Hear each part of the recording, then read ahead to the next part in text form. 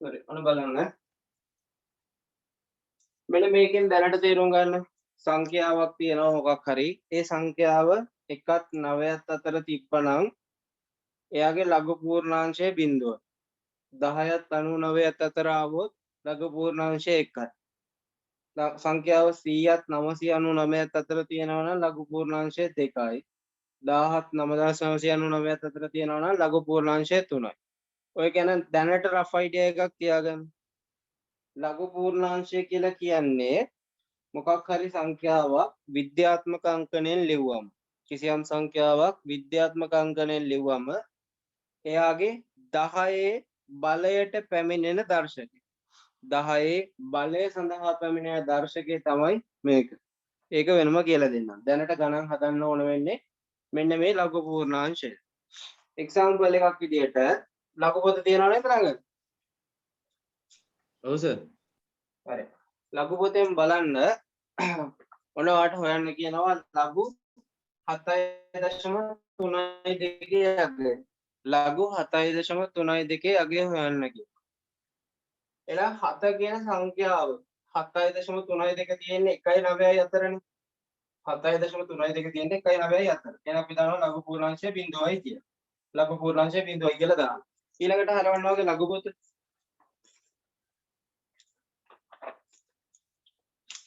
හරි සර්. ලඝු පොතේ ඔයා බලන්න ඕනේ ලඝු පොතේ 7න් පටන් ගන්න නැහැ. ඒ නිසා ඔයා ඊළඟට බලන්නේ 73 2. 73 2. බලන්න ලඝු පොතේ මේ තියලා තියෙනකෝ නම් ඔයාගේ ලඝු පොත ලඝු පොතේ 73 බලන්න මෙතනින් මේ උඩ තීරුවෙන් දෙවනි කොලම් එකට එන්න දෙවනි පේලියට එන්න රෝ එක මේ පේලිය 73 තීරය 2 73 2 කීය දෙන්නේ උත්තරය 8545 8645 ඔව් 645 අන්න එතකොට උත්තරේ දානවා අපි 0.8645 කියලා. ඊළඟට මේකෙත් බලන්න කියන්නේ නම් ලඝු පූර්ණාංශය 0යි බලන්න ඕන කාගේද?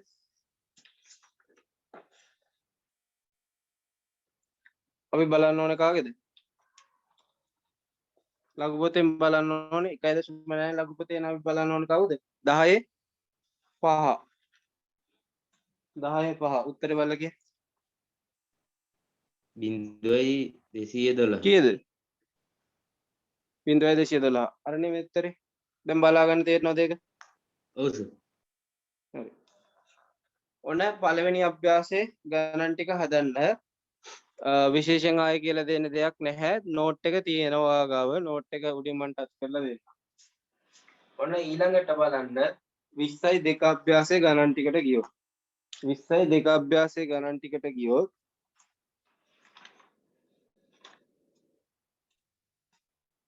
පළවෙනි ගාන බලන්න ලඝු හොයන්න තියෙන ලඝු ගණකේ 1.254 ලඝු ගණකේ හොයන්න තියෙනවා 1.254 මට කියන්නේ නම් මේක ලඝු පූර්ණාංශය කියන හර්ෂය කොහොමද 1 දශම සංඛ්‍යාවක ලඝු පූර්ණාංශය කීයද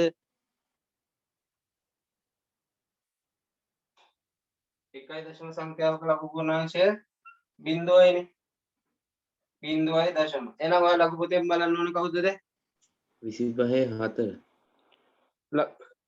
25 4 නෙමෙයි පුතේ 12 5 4 12 5 4 25 4 කියලා බලන්නේ මේ 12 5 4 එහෙනම් මුලින්ම ලඝු පොතට ගියා ලඝු පොතේ 12 5 තියෙන තැන බැලුවා ලඝු පොතේ 12 5 තියෙන තැන බලන්න 0.9යි 69 තියෙනවා ඒක පේනවද ඔයාලට 12 5 විතරක් තියෙනවා 0.9යි 69 ඔන්න ඊළඟට බලන්න මධ්‍යනාන්තර තීරුවෙන් 12 5 බැලුවා ඊළඟට මධ්‍යනාන්තර තීරුවෙන් බලන්න 4 වෙනියට ඒ කියන්නේ මධ්‍යනාන්තර තීරුවේ 4 වෙනි කොලම් එකේ 12 වෙනි පේලියට අදාළව තියෙන සංඛ්‍යාව කීයද? 14 එහෙනම් මේ 14ක් එකතු කරන්න. මෙයාට 14ක් එකතු කරන්න. නම් මේ 4 13 එකක් ඉදිරි 6යි 1යි 7යි ඉතිරි 1යි 8යි 9යි 0යි 0. ඒකේ උත්තරය ආපු විදිහ තේරුණාද? ඔව් සර් හරි. විශ්ව දෙවෙනි එකේ උත්තරය කිය.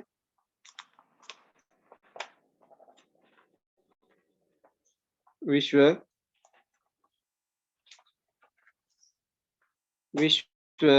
ඇහෙන්නේ නැද්ද?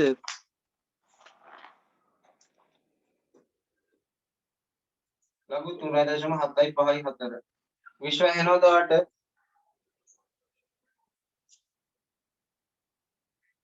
හරි. මේකේ හසේක කීයද ලඝු පූර්ණාංශය? මේකේ ලඝු පූර්ණාංශය කීයද හසේක? බිංදුවයි. අපි බලන්න ඕන ලඝු පොතේ කවුද? 37 5 බලලා 4 බලන්න ඕනේ. හර්ෂ මට කියන්න 37 5 කීයද? ටග්ගාල බලන්න ඕන ලඝු පොත 37 5 5740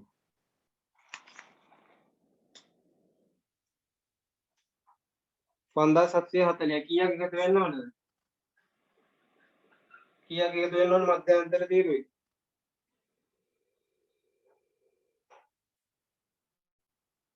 පහක්ද? 57 45ද ළමයි උත්තරය ආවේ? 57 45ද උත්තරය ආවේ?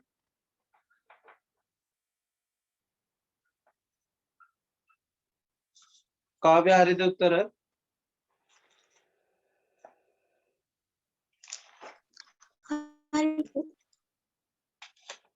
ඊළඟට තුන්වෙනි ගාන කියන්න. තුන්වෙනි ගාන කීයද බලන්න තියෙන්නේ.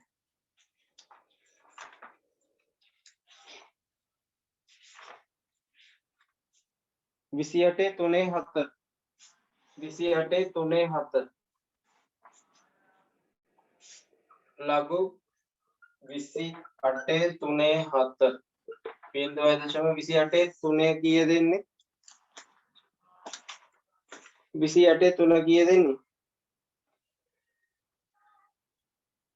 45යි 18ද? 45යි 18 දෙන්නේ.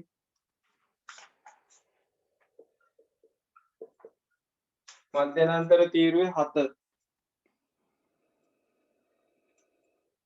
7 කියන්නේ කීයද? 7 කියන්නේ 11. එහෙනම් උත්තරේ 0.45යි 29යි. 45යි 29. හර්ෂ දැන් බලන්න තේරෙනව නේද? ඔව් සර් ඔය ටික බලාගෙන යන්න. මට උත්තර ටික කියන්න ළමයි අනිත් ඒ වගේ. 8.03.2 හසේක මේකේ උත්තරේ කියන්න. 80.32 උත්තරේ කියන්න හසේක. 0.90 මේ 90 90.48 මේ කාව්‍ය හරිද මේක? 90.48 එනවද? හරි ඊළඟ එකේ උත්තරේ කියන්න කාව්‍ය. ලඝු 9.998 උත්තරේ 0.999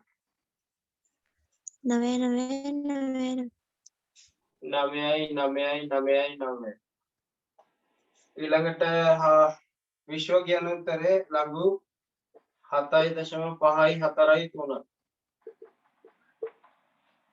විශ්ව උත්තරේ කියන්නේ මේකේ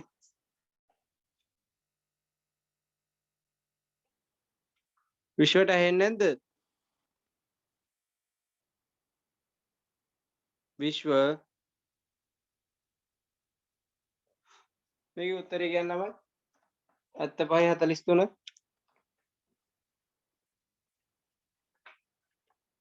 75.4 87.74යි ඒකට එකතු වෙන්න ඕනේ 3 3 කියන්නේ 2 87.76 දෙන්නේ 87යි 76ද ආවේ. ඔව් සර්. හරි. ඔන්න එතකොට 22 අභ්‍යාසයත් ඉවරයි. ඊළඟට අපි බලමු 23. 23 ලඝු හොයන්න තියෙන්නේ. 23 දෙවෙනි ගාන මම කියලා දුන්නද ඔයගලන්ට ගිය සතියේ?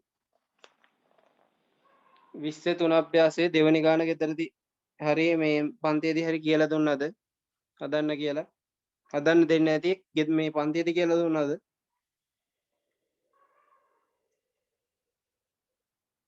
කියන්නේ කාව්‍ය 23 අභ්‍යාසයේ දෙවෙනි ගාන කියලා දුන්නා මම. නෑ සර්. හරි. ඊළඟට 23 අභ්‍යාසයේ පළවෙනි ගාන බලමු. 23 පළවෙනි ගාන ලඝු 59.1. මට හර්ෂ කියන්නේ මෙයාගේ ලඝු පූර්ණාංශය කීයද? මෙයාගේ ලඝු පූර්ණාංශය කීයද හර්ෂ? හර්ෂ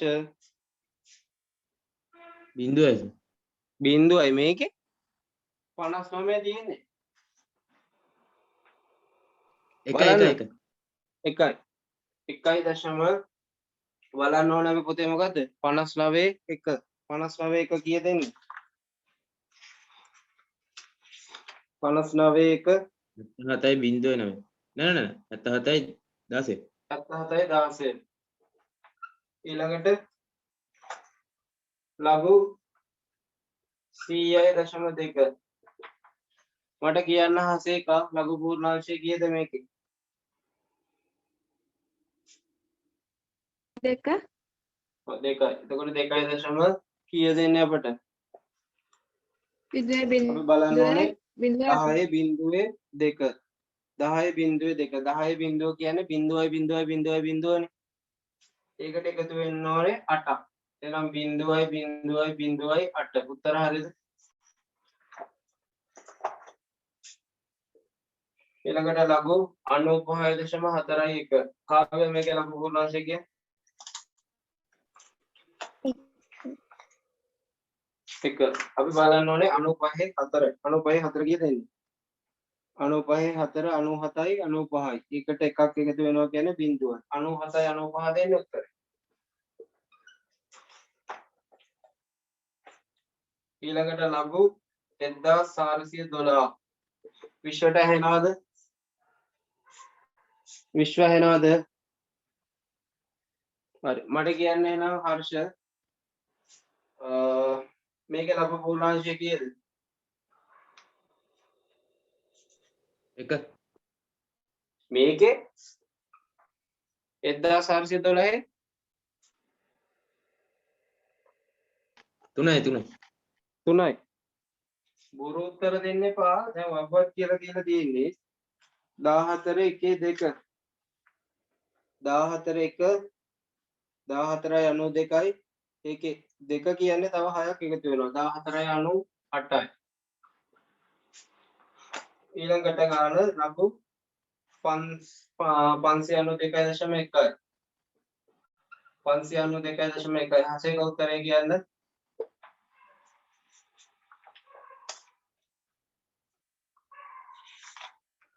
හසේක උත්තරය කියන්නේ?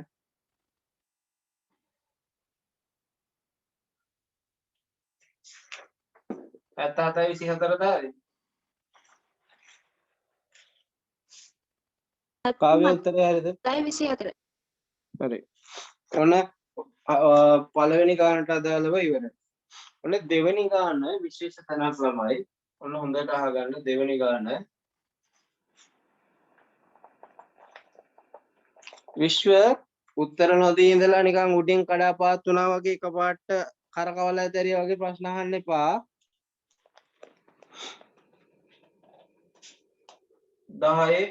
10.89යි 39 කියන එකේ අගය දීලා තියෙනවා 7.8යි 3යි 2 කියන.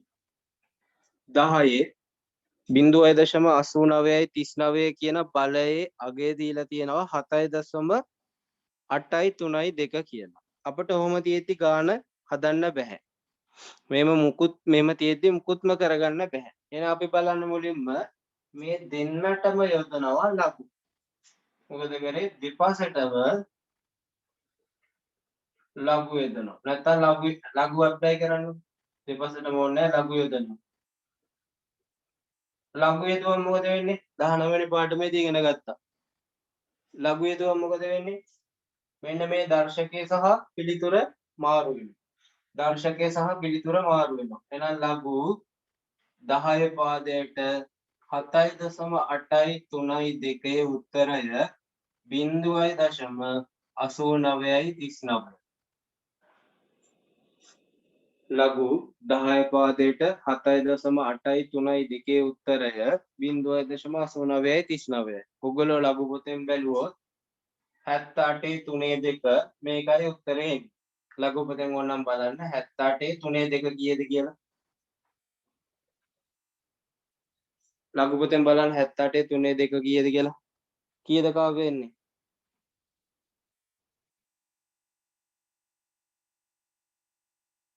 හර්ෂ කීයද එන්නේ 78යි 3යි 2?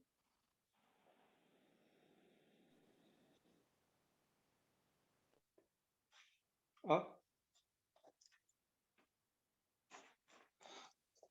78යි 3 කීයද හසේක? 89 89යි 3යි 9 එනවනේ. හරි. එහෙනම් මම ඕගොල්ලන්ට කියලා දුන්නා කලින් ලඝු 10 පාදයේ කියන එක නේද ළමයි LG කියන්නේ. LG කියන එකේ තේරුම මොකද්ද? ලඝු 10 පාද. එහෙනම් මේ තියෙන්නේ කවුද? LG 7.8යි 3යි 2 උත්තරය.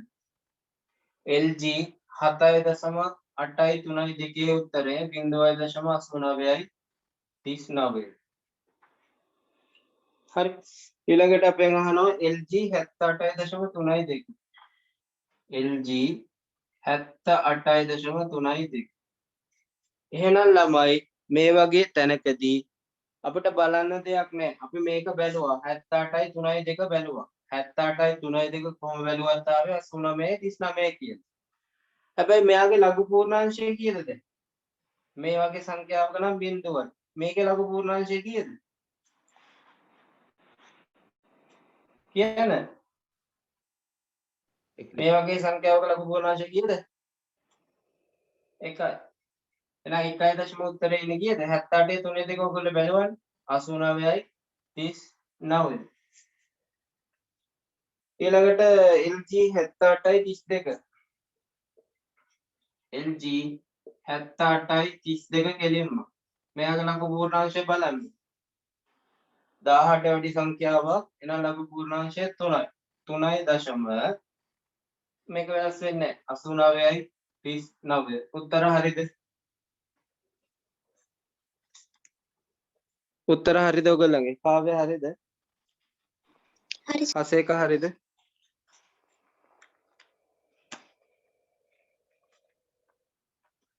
හරි. ඔච්චරයි ඉතින් තියෙන්නේ. විශ්වාවට දැන් ඇහෙනවද?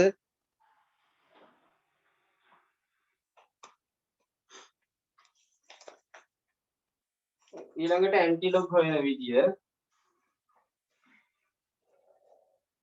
24 අභ්‍යාසය ඇන්ටිලොග් හොයන විදිය. මම ඇන්ටිලොග් හොයන කියලා දුන්නා නේද? කාව්‍ය.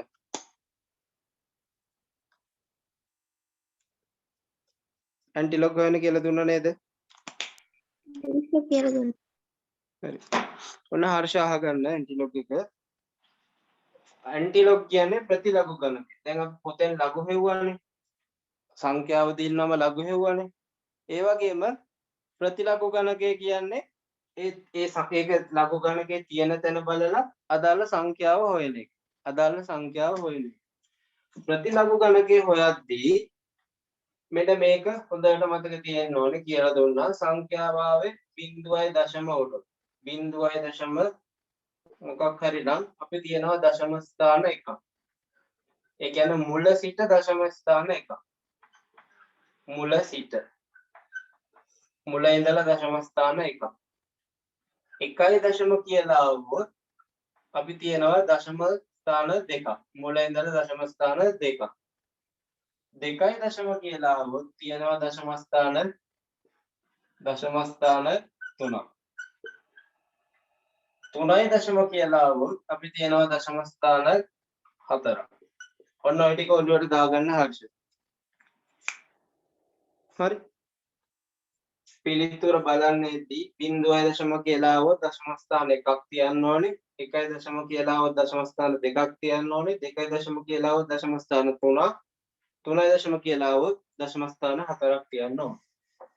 ඔන්න දැන් මම යනවා 24 අභ්‍යාසයට. 24 අභ්‍යාසයේ පළවෙනි ගාන බලන්න. ඇන්ටිලොග්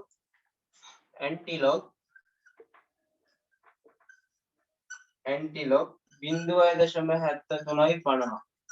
0.7350. එහෙනම් හර්ෂ ඔයා බලන්න මේ ලඝු පොතේ 73.50 කියන සංඛ්‍යාව හරියටම. ඒ කියන්නේ 73.50 සෙට් වෙන්නේ කීයෙන්ද කියලා. කොතනද කියලා. 73.50. කොතනින්ද 73.50 හම්බෙන්නේ? මේ පැත්තේ ඇත්තනේ. හරියටම තියනවද බලන්න 73.50. 73.50ක් නෑ. මේකේ අන්තිමටම තියනවා කීයද? 73.48 නම් තියනවා. එහෙනම් 73.48 හැදෙන්නේ කීයද? 54 3. 54 3 හැදෙනවා 73.48ක්. 50ක් වෙන කීයක් අඩුද හර්ෂ? දෙකක්. ඔන්න මධ්‍යනාන්තර තීරුව පැත්තට ගිහිල්ලා බලන්න. 2 වෙනුවට තියෙන්නේ. 2 වෙනුවට තියෙන්නේ කීයද? 2 වෙනුවට උඩින් තියෙන්නේ කීයද? ඒත් 2. එහෙනම් උත්තරේ එන්නේ කීයද අපි? 54 3 2. 54 3 2. මේක ලියා ගන්න. 54 3 2 කියලා ලියා ගන්න. ලියාගෙන මම කිව්වා 0.9 දශම ස්ථාන කීයක් තියන්න කිව්වද? 0.9 දශම ස්ථාන එකක් තියන්න කිව්වා මේ. දශම ස්ථාන එකක් තියන්න කිව්වා. එහෙනම් පිළිතුර